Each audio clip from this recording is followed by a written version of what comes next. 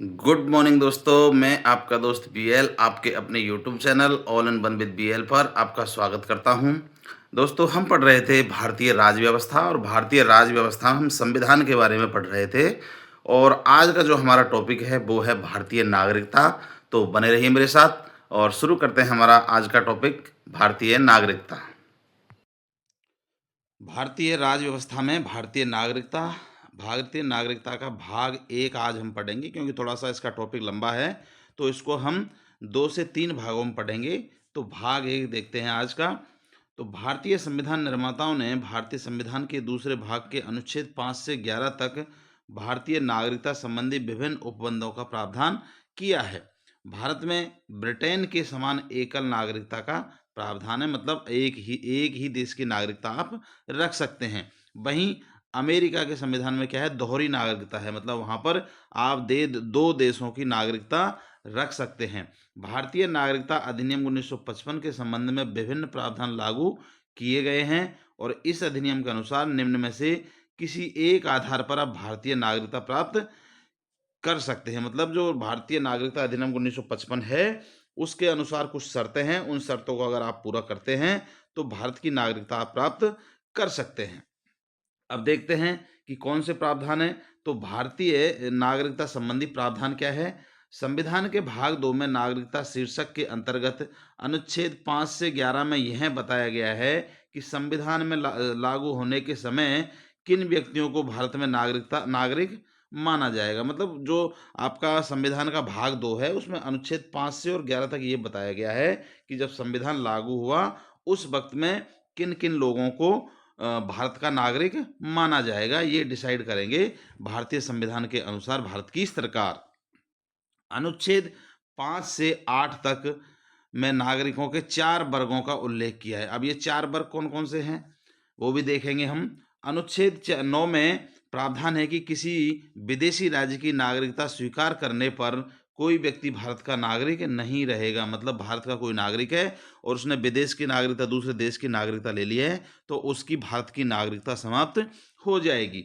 अनुच्छेद 10 तथा 11 संसद को नागरिकता से संबंधित विधि बनाने की शक्ति प्रदान करता है। जो अनुच्छेद संविधान का हमारा 10 और 11 है वो जो भारतीय नागरिकता से संबंधित कानून बनाने की शक्ति प्रदान करता है, और वो किसको, संसद को। और संसद में भारतीय राष्ट्रपति, लोकसभा और राज्यसभा, ये तीनों संसद के अंग होते हैं।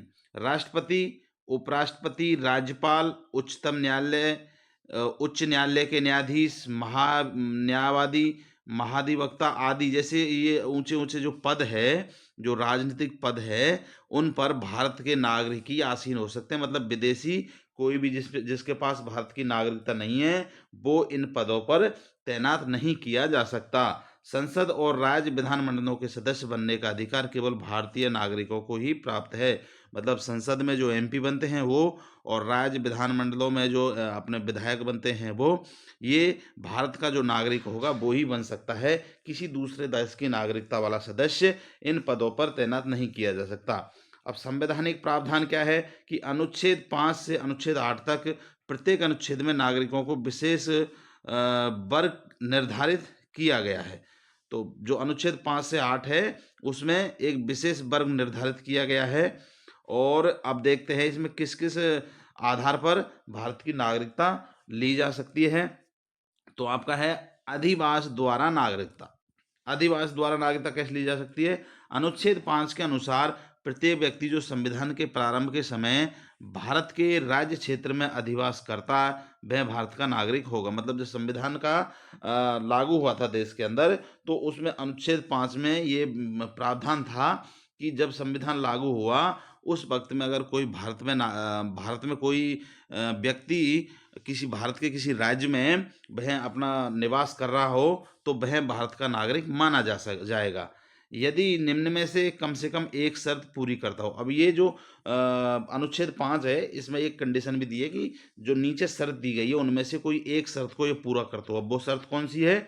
वह भारत के राज्य क्षेत्र में जन्मा हो, मतलब भारत के किसी राज्य में जन्म लिया हो उसने, या फिर उसके माता पिता में से कोई एक भारत के राज्य क्षेत्र में जन्मे हो, वह संविधान लागू होने से ठीक पहले कम से कम 5 वर्ष तक साधारण तौर पर भारत का निवासी रहा हो। मतलब अगर खुद नहीं जन्मा तो उसके माता और पिता में से कोई भी एक भी अगर भारत के अंदर जन्मा है और संविधान के लागू होने से पहले मतलब तुरंत पहले 5 साल तक साधारण तौर पर भारत का निवासी रहा हो तो वह भारत का नागरिक अनुच्छेद 5 के अनुसार माना जाएगा।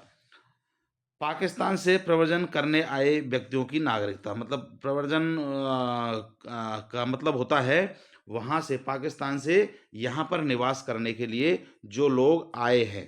अब उसमें क्या कंडीशन है देखिए, अनुच्छेद 6 में बताया गया है कि पाकिस्तान से प्रव्रजन करने आए किन व्यक्तियों को भारत का नागरिक समझा जाएगा। ऐसे व्यक्तियों को 2 भागों में बांटा गया। अब जो पाकिस्तान से जब देश बंटवारा हुआ तो कई लोग उधर चले गए, कई लोग भारत के अंदर रह गए, तो एक कानून बनाया गया था। उस वक्त में आगे बताया जाएगा कि यहाँ के लोग जो उधर जाना चाहते हैं पाकिस्तान वो जा सकते हैं और पाकिस्तान के लोग अगर भारत में आके निवास करना चाहते हैं तो कर सकते हैं। तो ऐसा कानून बनाया था। तो उसके दौरान जो प्रव्रजन करने जो भारत के अंदर जो लोग आए उनको किसको भारत का नागरिकता दी जाएगी, इनका मतलब 2 भागों में बांटा गया है। उसमें क्या कंडीशन दी गई थी कि उसमें कंडीशन ये थी कि एक तो जो 19 जुलाई 1948 से पहले भारत आए हैं और दूसरा जो है जो 19 जुलाई 1948 के बाद आए। मतलब जो कानून बना था कि पाकिस्तान से कोई भारत में आना चाहे तो आ सकता है या भारत से कोई पाकिस्तान जाना चाहे तो जा सकता है। तो उससे पहले या उसके बाद में आए उनके लिए अलग अलग शर्त थी। देखिए 19 जुलाई 1948 तिथि का महत्व इसलिए है कि इस तिथि को भारत से पाकिस्तान और पाकिस्तान से भारत आने जाने वाले के लिए अनुमति पत्र प्रणाली शुरू की गई थी, जो मैंने अभी आपको बताया कि देश चेंज कर सकते हैं बंटवारे के दौरान बाद में। तो एक अनुमति प्रमाण पत्र प्रणाली शुरू की गई थी इसके लिए।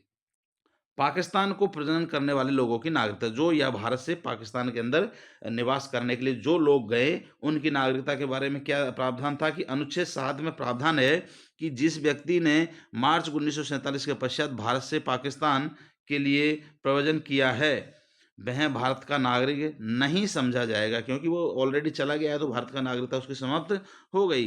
किंतु यदि वह स्थायी रूप से भारत लौटने के लिए अनुमति लेकर वापस आ गया है तो उसकी नागरिकता के संबंध में वही नियम लागू होंगे जो अनुच्छेद 6 में है और जो 19 जुलाई 1948 में के बाद भारत आने वाले व्यक्तियों पर लागू होते हैं। मतलब कोई उधर चला गया और उधर से भारत में दोबारा निवास करने के लिए आना चाहे, मतलब जो उस ये अनुमति प्रमाण पत्र के साथ में जो 19 जुलाई 1948 को घोषित किया था तो उस पर वो नियम लागू होंगे जो अनुच्छेद 6 में जो 19 जुलाई 1948 के बाद में जो व्यक्ति भारत आए उन पर नियम लागू होते हैं, वही नियम उस व्यक्ति पर लागू होंगे। अर्थात ऐसे व्यक्ति को पंजीकरण के लिए आवेदन करना होगा। अब क्या नियम था कि अपना पंजीकरण करने के लिए आवेदन करना होगा जो कम से कम 6 महीने तक भारत में रहने के बाद ही किया जा सकता है। मतलब वो आ गया तो वो 6 महीने तक कम से कम भारत में रहे और उसके बाद अपना पंजीकरण अपना रजिस्ट्रेशन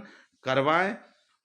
भारत से बाहर रहने वाले भारतीय मूल के व्यक्तियों की नागरिकता। अब भारत से जो बाहर रह रहे हैं और उनकी नागरिकता के बारे में क्या प्रावधान है कि अनुच्छेद 8 उन व्यक्तियों की नागरिकता का उपबंध करता है जो संविधान के लागू होने के समय भारत के निवासी नहीं थे परंतु वे भारतीय मूल के थे। मतलब भारत के लोग थे लेकिन संविधान जब लागू हुआ था उस वक्त में वो विदेशों में रहते थे।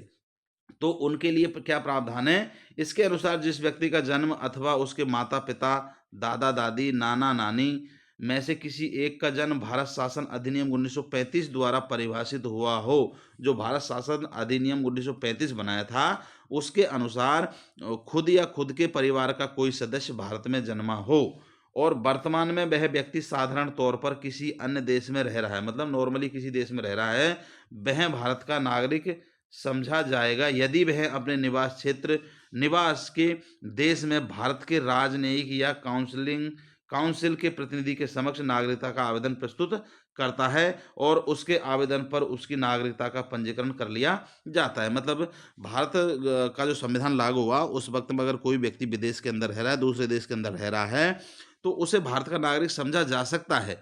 जो भारत शासन अधिनियम 1935 में जो नियम दिए उनकी शर्तें पूरी करता हो और उसके बाद में वो जिस देश में रह रहा है वहाँ पर जो भारत का प्रतिनिधि है, जो रजिस्ट्रेशन करने वाला राजनयिक जिसको काउंसिल बोलते हैं, उसके पास जाकर के वो आवेदन दे और उस आवेदन में के तौर पर उसका पंजीकरण किया हो तो उसको भारत का नागरिक समझा जा सकता है। अब नागरिकता अधिनियम 1955 भारतीय नागरिकता अधिनियम 1955 क्या है कि भारतीय संसद को अनुच्छेद 11 के अंतर्गत नागरिकता के संबंध में विधि निर्माण का अधिकार दिया गया है, वो अनुच्छेद 11 में दिया गया है और इसी के अंतर्गत 1955 में नागरिकता अधिनियम पारित किया गया था जो अनुच्छेद 11 दर्शाता है। मतलब जो 1955 में नागरिकता अधिनियम पारित किया गया था वो अनुच्छेद 11 में भारतीय संसद को संविधान अनुमति देता है कि भारतीय नागरिकता से संबंधित कोई भी कानून बना सकते हैं। इस अधिनियम को अब तक 8 बार संशोधित किया जा चुका है। जब से संविधान लागू हुआ उसके बाद में ये इसमें 8 संशोधन हो चुके हैं।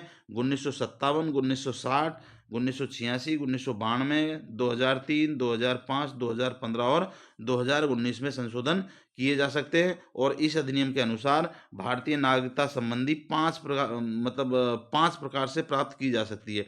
जो ये संविधान में संशोधन हुए हैं अनुच्छेद 11 के अंदर, इसमें क्या है 8 संशोधन अभी तक हो चुके हैं और इसमें 5 ऐसे प्रावधान दिए उसके अनुसार भारत की नागरिकता प्राप्त की जा सकती है। वो कौन से हैं? भारतीय नागरिकता प्राप्त करने के 5 प्रकार क्या है?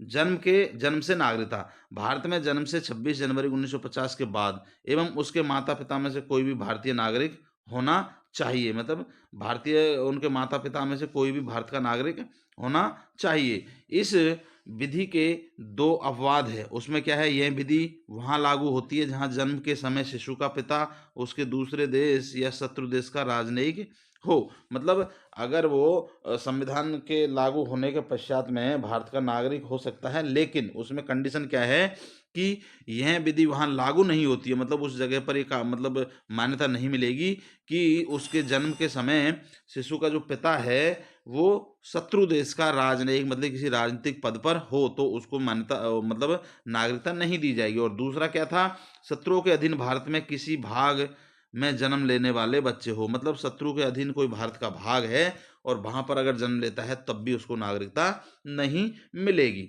दूसरा है आपका वंशाधिकार द्वारा नागरिकता। तो वंशाधिकार द्वारा नागरिकता कैसे? भारत के बाहर किसी अन्य देश में 26 जनवरी 1950 को या उसके बाद जन्म लेने वाला व्यक्ति भारत का नागरिक हो सकता है यदि उसके जन्म के समय उसके माता पिता में से कोई एक भारत का नागरिक हो। मतलब उसके माता पिता में से कोई भी भारत का एक नागरिक हो और उसने विदेश में जन्म लिया है किसी बच्चे ने, तो वो भारत का नागरिक हो सकता है। माता की नागरिकता के आधार पर विदेश में जन्मे व्यक्ति को नागरिकता प्रदान करने के का प्रावधान नागरिकता संशोधन अधिनियम 1992 द्वारा किया गया है। जो मतलब उसकी माता की नागरिकता के आधार पर विदेश अगर किसी दूसरे देश में जन्मा व्यक्ति है जबकि वो शत्रु राज्य का जो कंडीशन ऊपर दी है वो नहीं होना चाहिए, तो ये प्रावधान क्या है, नागरिकता संशोधन अधिनियम 1992 में जो किया था उसमें ये प्रावधान किया है कि वह नागरिकता भारत की ले सकता है माता की नागरिकता के आधार पर।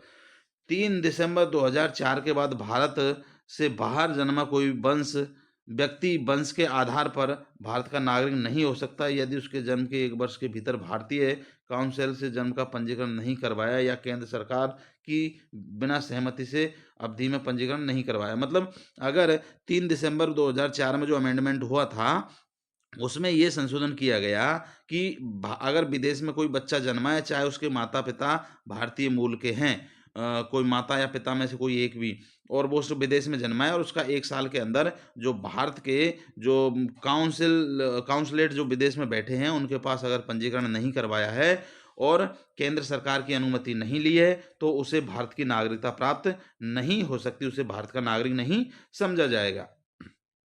पंजीकरण द्वारा नागरिकता, ऐसा व्यक्ति जो भारत का नागरिक नहीं है वह निम्नलिखित शर्तों में से किसी एक से संबंधित होने पर भी पंजीकरण द्वारा भारत का नागरिक बन सकता है। कैसा?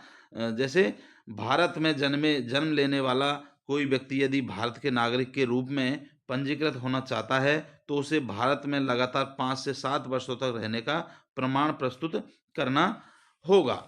देखिए जो पंजीकरण के आधार पे जो है नागरिकता आदमी कैसे ले सकता है कि वह भारत का नागरिक नहीं है और वह निम्नलिखित शर्तों में से जो कुछ शर्तें दी है उनमें से संबंधित होने पर भी पंजीकरण द्वारा भारत का नागरिक बन सकता है। वो कैसे कैसे बन सकता है? भी दूसरे देश का व्यक्ति भारत का नागरिक, भारत में जन्म लेने वाला कोई व्यक्ति यदि भारत के नागरिक के रूप में पंजीकरण होना चाहता है तो उसे लगातार पहले 5 से 7 साल तक का प्रमाण देना होगा कि मैं भारत के अंदर रह रहा हूँ, तब उसको नागरिकता प्राप्त हो सकती है।